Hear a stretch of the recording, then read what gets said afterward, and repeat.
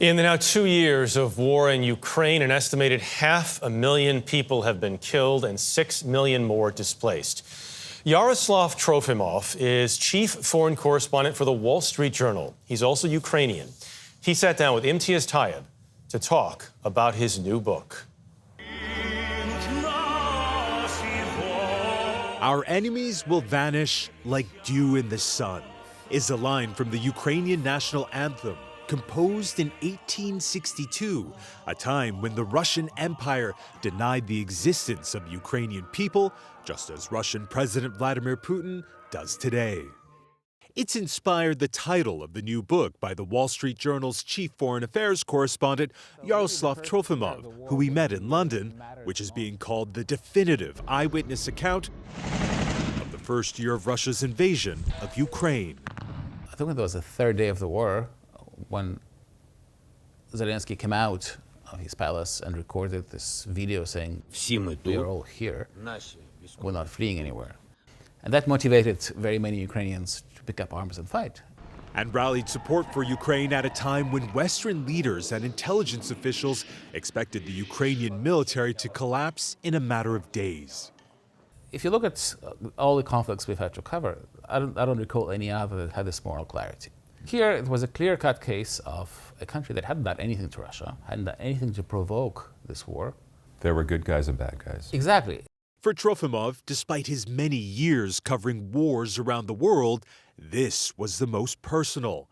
Ukraine is his country of birth, the capital Kyiv, the city he was raised in. Obviously, it's much harder when it's your own country. And when the bombs are falling, on the park, when you had your first kiss. But Vladimir Putin's invasion quickly stalled. Russia hadn't just underestimated its adversary, but its own military readiness. And Ukraine's successes on the battlefield hinged on weapons from the West, lots of them. The U.S. has supplied the most, but not fast enough, says Trofimov. Why do you think they were so slow? Putin very successfully used nuclear blackmail to throttle Western support.